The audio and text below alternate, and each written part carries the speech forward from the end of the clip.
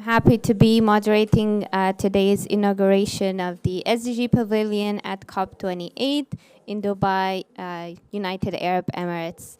So thank you for attending, and we're also happy to have our keynote speakers and also our youth leaders who will share with us by the end of today's event the youth call for action. I'll give now the floor. I'll invite Mr. Li Junhua for welcoming remarks. Mr. Li Junhua is the Undersecretary General of the United Nations Department of Economic and Social Affairs. Mr. Li.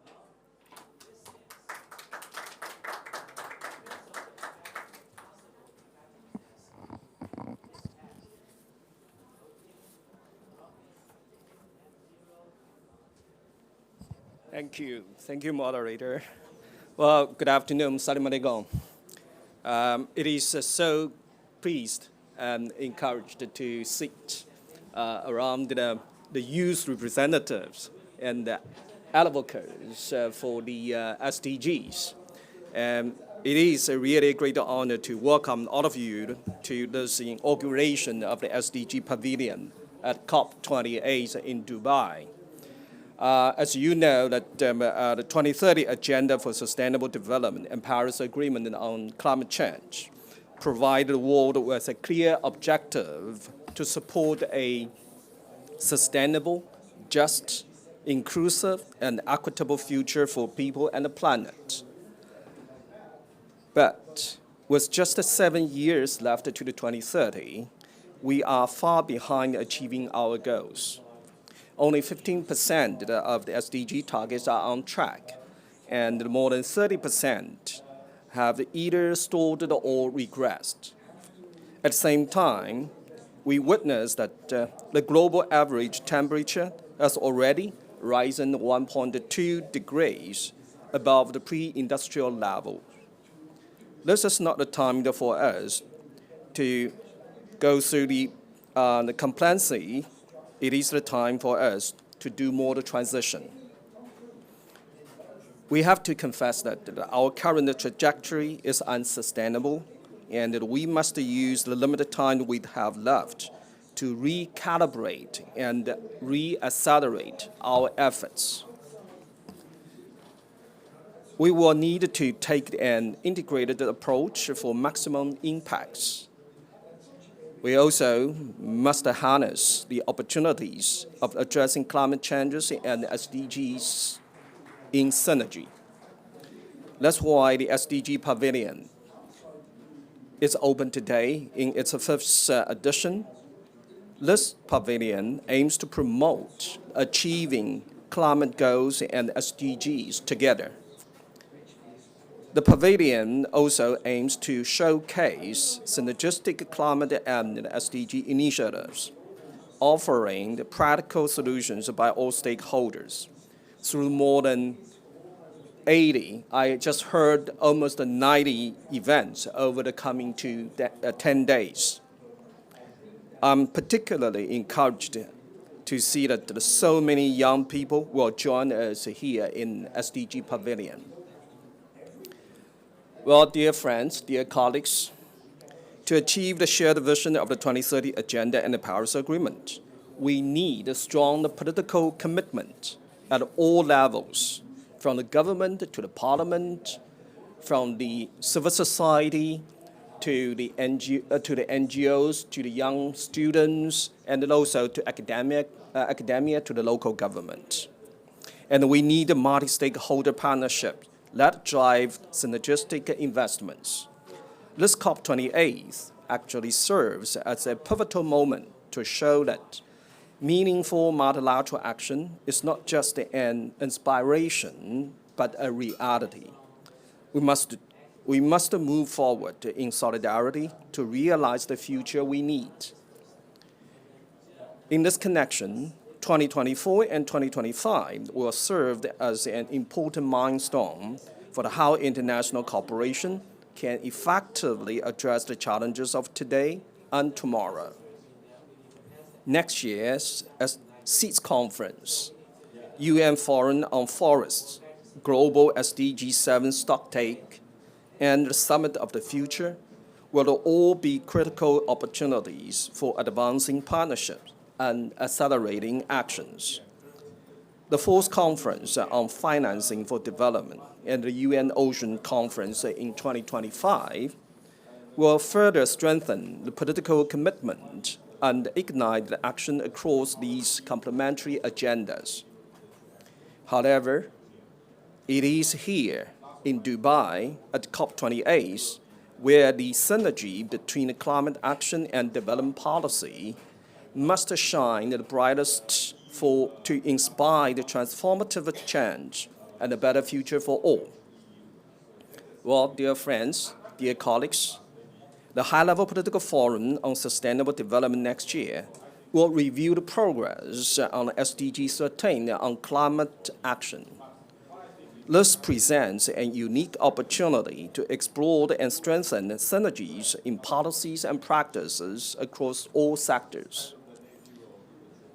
I warmly invite everyone to join the 5th Climate and SDG Synergies Conference in 2024 to be co-convened by UN DESA and the UNFCCC Secretariat, where we can learn and share from the practical experience in these areas. So, dear friends, dear colleagues, the urgency of this moment cannot be overstated. We must rise to the challenges together. UN DESA is strongly committed to do its part. I thank you.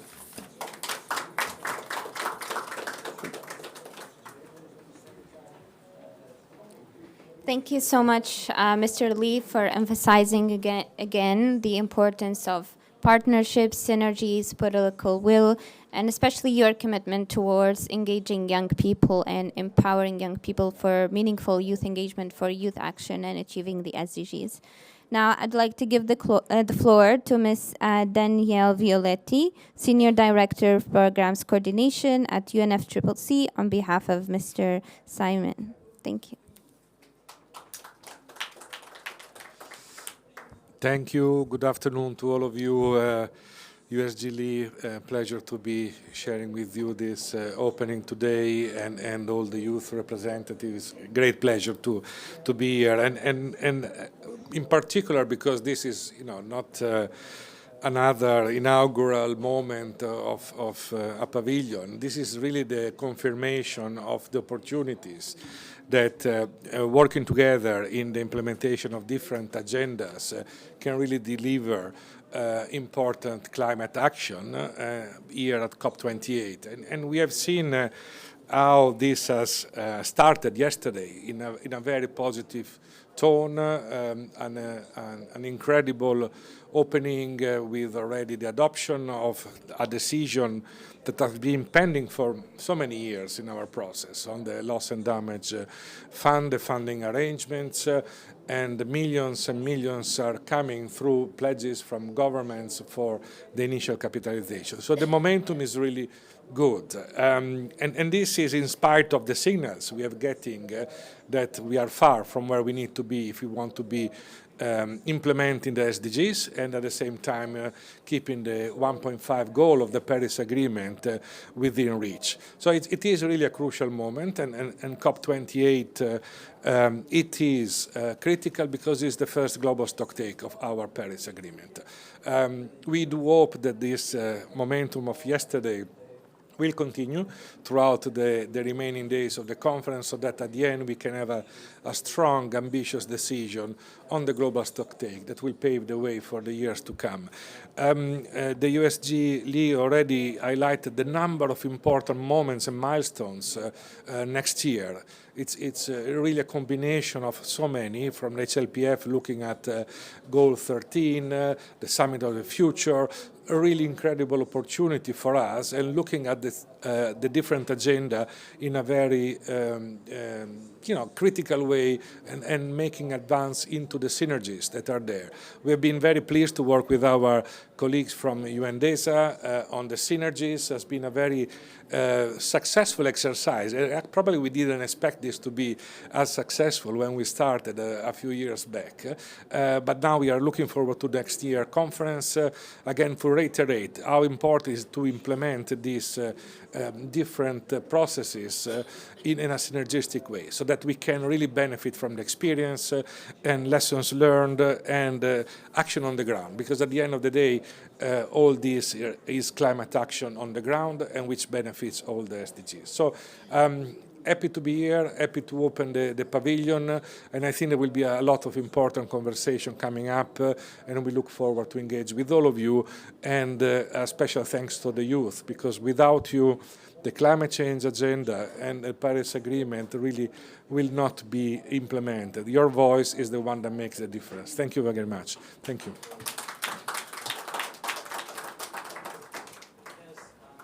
Thank you so much, Mr. Daniele. And now giving the floor to our youth in the room. We're so happy to have Prasiddhi, who's one of our youngest COP28 delegates. She's 11-year-old from India. And Josh, who's one of our distinguished youth leaders from Scotland, to share with us the youth call to action. So I'll first give the floor to Prasiddhi and then to Josh.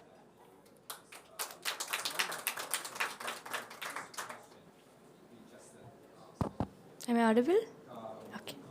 Greetings, namaste, and vanakkam. I am Prasiddhi. I am 11 years old. This is my first COP, and I am very happy to be over here. So I work on nature-based solutions, climate action, and climate education. I've been doing this from the age of 4, which is almost 7 years now. So I've planted 130,000 trees, and I've mobilized about 80,000 people across 20 countries. Today, I am very happy to be over here in this SDG Pavilion's launch, and I would like to congratulate the entire team who has been working tirelessly to make this a successful event. So in today's world, where every day we are listening about natural disasters, forest fires, floods, cyclones, some or the other problem, which is usually negative when it comes to climate change, what do we do? How do we actually solve this problem? How can we take real action? And at this point of time come the SDGs, the 17 Sustainable Development Goals. Today, as we march towards achieving it in the next 7 years by 2030, I believe we should not treat it as just 7 years, but as 7 entire years. Because if we take this as an opportunity to change our world, to bring a difference, we believe in our potential, we can make a huge difference. I represent Generation Alpha, which is after Gen Z. And representing Generation Alpha, I believe that we have a lot of potential to bring a difference, we as youth and children. Be it in terms of taking real action, in terms of working on various different projects, in terms of spreading awareness, and I particularly focus on nature-based solutions. So in nature-based solutions, I work on mangrove plantation, indigenous tree plantation, agroforestry, and lake restoration. And my journey started ever since I started to walk and talk, because I made this amazing bond with Mother Nature. But at the age of 4, when Vada cyclone hit the shore of Tamil Nadu, the place where I live, it was dramatic. And having this bond with friends, treating them like having this bond with trees and treating them like my friends, I was disheartened to see these impacts. But I said I had to do something. So I started participating in plantation drives. And after doing that from the age of 4 to the age of 6, for 2 good years, after participating in the nursery creation, the germination, all these processes, learning about it, gaining some acceptable experience, at the age of 6, I said that I want to take real action, and I launched Prasiddhi Forest Foundation with the target to plant 100,000 trees by the end of the year 2022. And it kicked off. But do you think anyone would, at the very beginning, agree to a 6-year-old to do tree plantation? No. I mean, it is very difficult. But after convincing them, after working hard, it happened. And at the completion of 100,000 trees plantation in 85 different places with various stakeholders, I was also featured in National Geographic. And this is how my journey has been going. And I want each one of you to join this journey, to believe in youth and children as you have been doing for all this time, to believe in our potential. Because I believe that only when we work together, we can make a difference. We need to believe in the potential we have. We need to believe in each and every person. I believed in those farmers, those villagers, those people. And slowly, now I have a second organization, the Green Pillar, which focuses on climate education. So I would be very happy to connect with all of you, to talk about my projects, how I mobilized 80,000 people, how I've been doing this. Right now, we are running short in time, and I'm very excited to listen to our next youth speaker. But this was all I had to say about call to action. And I want to say that if not you, then who? And if not in the SDG Pavilion, then where? Thank you so much.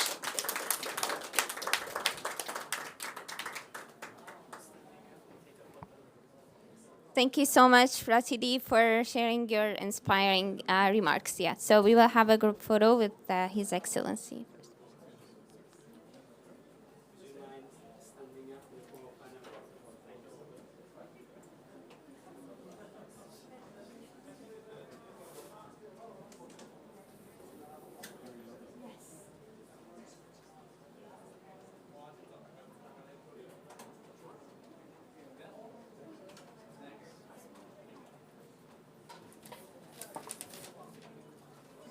Thank you so much again, Prasiddhi, for sharing your inspiring, powerful experience.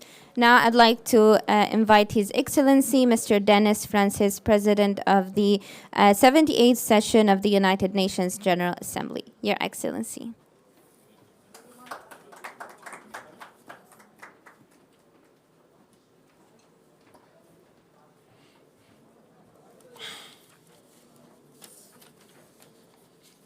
Excellencies, ladies and gentlemen, it is a great pleasure to join you at the official opening of the SDG Pavilion at COP28. When I assumed the presidency of the UN General Assembly in September, I did so mindful that the SDG Summit, as the premier event during High Level Week, would set the tone and tenor for the entirety of the session. I reminded member states of this, recognizing that implementation of the 2030 Agenda and its SDGs, the most broad, comprehensive, and interconnected roadmap ever created, were perilously off course. Without any doubt, the impacts of the pandemic, inflation, and global conflict are significant stressors that have severely derailed progress in delivering our 2030 blueprint, a milestone promise to the world's people that their well-being and their prosperity matter. For the UN and for the entirety of the multilateral system, it is a matter of obligation that we honor our commitments and do all that we can to deliver the 2030 Agenda as far as practicable within the prescribed timeline, regardless of the hurdles. Distinguished participants, this holds true for climate action as well, as the environment and climate change are integral dimensions of sustainable development. In Paris in 2015, the world rejoiced when countries adopted a bold agreement to halt climate change in its tracks. Yet regrettably, like the SDGs, we have not yet substituted our words for meaningful, transformative climate action. We have not addressed this challenge with the principled conviction, determination, resource mobilization, or collaboration required to deliver a just and sustainable outcome. And we are thus paying the price, the increasing price, for this delay.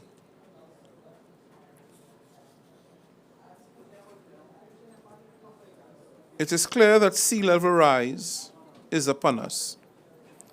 and it poses a real existential threat for small island developing states.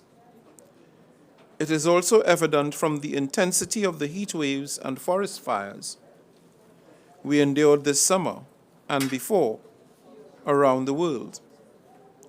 It is amply evident in the rampaging droughts and floods that are eroding livelihoods and undermining food security. We may be delayed in our response, but with heightened determination for purposive action, we can yet seize the remaining opportunity. There is still time for course correction, to pivot implementation, and to supercharge our efforts on sustainable, climate-resilient development. To do so, however, dictates that we work together, and much harder for effective resource mobilization, ensuring that everyone who needs grants and financing can readily access them. Solutions require that we build credible strategic partnerships and embrace solidarity and work across public and private sectors to deliver innovative solutions. And that we reach for the big, bold, transformative actions that can move the needle on mitigation, adaptation, and loss and damage in leaps and bounds rather than incrementally. As President of the General Assembly, I am fully committed to doing my part to accelerate progress on the SDGs and the Paris Agreement. As announced this morning, it is my intention to host a Sustainability Week next April in New York to do just that. In collaboration with some member states and other stakeholders, I intend to convene the Sustainability Week in multiple high-level segments and building on some already mandated events, including a flagship event on socio-economic inequality and debt sustainability, a global stocktaking on energy to complement progress made here at COP28, a high-level meeting on sustainable transport to address emissions and concerns from the transportation sector, an informal dialogue on building global resilience and promoting sustainable development through infrastructure connectivity to supercharge efforts to empower those furthest behind, and a high-level thematic event on tourism to recognize the sustainability needs in this critical sector. It is my hope that this Sustainability Week will build upon the SDG Summit, as well as progress hopefully to be achieved at this COP28, and further accelerate actions across these and other sectors. To surmount these challenges, bold action is required to deliver peace, prosperity, progress, and sustainability for all. But no meaningful progress will be achieved if we prematurely throw in the towel and accept defeat. And as a result, no lives will be improved, no children educated, no healthcare expanded, and no ecosystems nurtured and strengthened. Delivering on each of these objectives requires action, and action requires optimism and collaboration. I trust that this pavilion, a testament to the power and promise of the SDGs, will inspire renewed confidence in us to keep pushing and pushing for delivery. I thank you.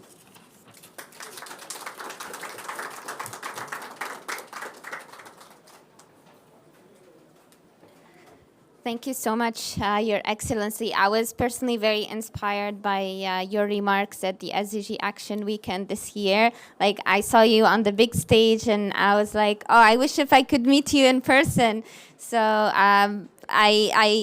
I appreciate how you mentioned the challenges. That's reality, but at the same time, our hope, like hope for humanity and optimism. And that's what we need, that in the midst of all these challenges and climate issues that the world is facing, there's hope. And there's like hope in us as human beings. There's hope in the younger generations and the upcoming generations. Thank you so much. And I'm happy now to give the floor to Josh to share with us the key youth recommendations and the powerful message that we want our leaders to take into account. Josh?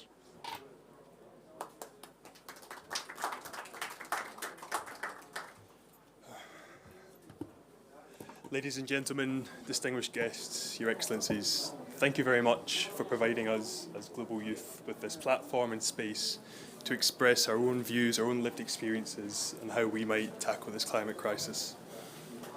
Now, typically, when it comes to these youth events, we are led with the same questions, and our answers, they never seem to change. Our dialogue doesn't progress. We are constantly talking about the need for greater spaces for inclusion, more affirmative action, sort of more representative and regional voices to take the stage, so we can hear these competing lived experiences that our young people have, the experience. But ultimately, as Asma has alluded to, and as the other panellists have already, a pavilion such as the SDG one provides us all with hope. It provides us here with the opportunity to come together, recognise that irrespective of which goals or objectives of the SDGs we might align with, there are these synergies, there are these interconnections that we can all bring and we can all take from our own backgrounds, our own lived experiences, as young people, and myself in the twilight years of my youth and of this youth agenda. Ultimately, having these spaces for meaningful, representative and truly socially inclusive engagement is what we as youth and young leaders feel deeply passionate about, and we believe that ultimately to see any real form of global progress at an international stage, nationally, wherever we are, we need to be ensuring that these voices, these perspectives, these views, these diverse examples of youth activism for 7 years already at this point. It's phenomenal. It's far more than I've achieved so far in my youth career. But ultimately, I just want to leave you with a message of hope. We are here at this COP at a pivotal time. We are still within our objectives of reaching this 1.5 and maintaining and mitigating and acting upon this. And only through this holistic systems thinking, recognising the interconnectivity of our SDGs and the value that we all play as our own change makers, as our own leaders in our own communities. Ultimately, I leave you all with that message. Be the proactive change here. Follow your ambitions. Follow and align your thinkings, and just be willing to take into account our different perspectives as youth. Thank you, Asma. Thank you so much, Josh. And also for me, like my personal experience with DESA, there has been like a lot of support for young people, like involving them with HLD, with EGM, SDG Action Weekend, UNGA, HLPF, and now like COP28. So we hope that you continue supporting young people and continue, as you said, having meaningful and inclusive engagement. And if we want to achieve a just transition, then we need to have more representation. We need to reach the farthest first, and we need to have equitable representation. So with that, I thank our speakers. Thank you so much, and also our attendees. And we are closing our session. Thank you so much.